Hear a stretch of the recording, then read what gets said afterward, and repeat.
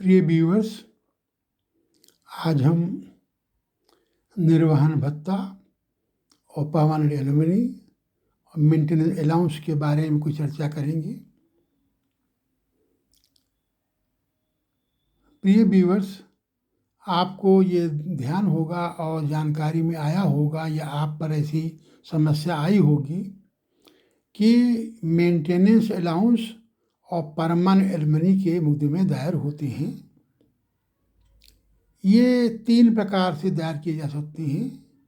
एक तो हिंदू विवाह अधिनियम 1955 की धारा 24 के अनुसार, या दूसरा धनीय अनुदेश मिलता है घरेलू हिंसा में धारा 20 के में, या धारा 125 में CRPC के।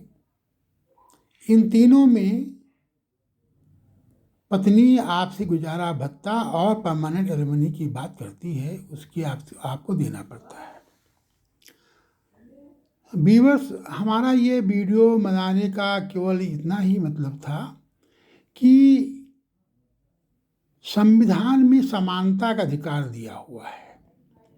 यदि पति की आमदनी कम है तो पति को गुजारा भत्ता और निर्वहन भत्ता मिलना चाहिए। अगर पत्नी कम कमाती है तो पत्नी को मिलना चाहिए। ये तीनों धाराएं इस प्रकार की हैं कि पूर्वों में, बहुत समय पूर्व, जब महिलाएं कम पढ़ी लिखी होती थी और उनको जब विवाह विच्छेद हो जाता था तो उनको भरण पोषण के लिए पैसे की आवश्यकता होती थी। उनको देखते हुए ये सारे नियम बनाए गए थे, परंतु अब इनको तो हथियार के रूप में यूज किया जा रहा है और लोग इसके सहारे अपनी आमदनी कर लेते हैं। तो मेरा सभी व्यूअर्स ये अनुरोध है कि अपने अपने केस को देखें, और अगर आपको ये लगता है कि आपकी इनकम नहीं है या बिल्कुल नहीं है तो निसंकोच से आपका निर्णय कोर्ट में क्या होगा इस पर ना जाएं। आप कम से कम हिंदू विवाह अधिनियम धारा 24 के अंतर्गत वादकालीन भरण पोषण और कार्यवाहियों की बेलिखित मांग करेगी। तो इसमें कोई खर्चा विशेष नहीं होना है, एप्लीकेशन ही जाएगी तो आपका उसमें विचार होगा। निर्णय क्या हो इसके बारे में हमको नहीं सोचना है। बस अगर हम लोग या पुरुष वर्ग इस प्रकार के वाद दायर करते रहेंगे तो एक दिन ऐसा आएगा जबकि उनकी बात भी सुनी जाएगी। जबकि आजकल महिलाओं को ही अधिकतम गुजारा भत्ता और स्थायी निर्वहन भत्ता मिलता है। तो इस पर हमने एक छोटा सा आपका एक लेख बनाया है जिसको और देख सकते हैं। इसमें जो है हमने एक हिंदू विवाह अधिनियम 1955 की धारा 24 का बनाया जिसमें हमने परिभाषा दी है। फिर हमने धारा 20 है घरेलू हिंसा की, उसका भी हमने थोड़ा सा एक दिया है कि क्या क्या उसमें नियम बने हुए हैं। क्योंकि इनमें एक बात आती है व्यथित व्यक्ति। व्यथित व्यक्ति का अर्थ ये होता है कि पर्सन, वहाँ पर ये नहीं है कि पति या पत्नी है, पुरुष या स्त्री है।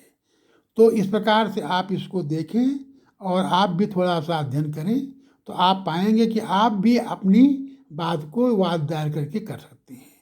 तीसरा जो है धारा 125 CRPC। एक्चुअली CRPC में धारा 125 से 128 तक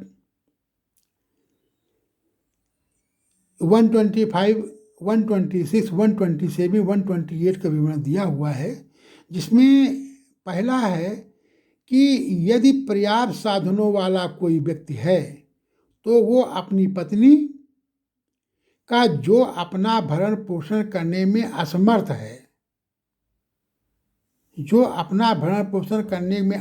है, उसके लिए ये नियम बना हुआ था। लेकिन आजकल ये देखा जा रहा है, ये परिपाटी बन गई है कि भले उनकी इनकम हो, पत्नी की इनकम हो, लेकिन वो आपसे मेंटेनेंस अलाउंस और निर्वहन के पैसा मांगती है। प्रत्यक्ष माने जो हिंदू अधिनियम के धारा 24-25 में दिया हुआ है या CRPC के 128 में दिया हुआ है, उनके अनुसार आपसे पैसा मांगते हैं। कुछ हमने एग्जाम्पल भी दिए हैं कि उन एग्जाम्पल को आप देखिए तो आप पाएंगे कि कुछ केसेज में कोर्ट का ये रहता है कि सबसे असहाय पत्नी ही होती है, जबकि ऐसा नहीं है।